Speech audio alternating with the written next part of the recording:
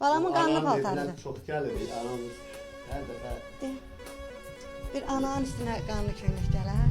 Bax. O qədər öpmüşəm, quruyubdur qanı bax. Balamın nəfəsi bundadır.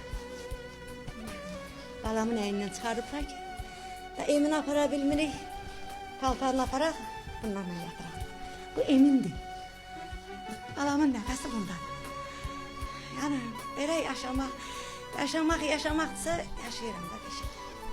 Yəni, balamın kəş bir körpəsi olardı, kəş toyunu eləmiş olsaydım, balamı istəyən vaxtı o körpəni basarım da bağırmağa. Axı, balanın ki iyisi adamın burnuna gəlir. Onda nəyə basın bu yanan ürəyimə ki? Qaçıram, bunu basıram bağırmağa.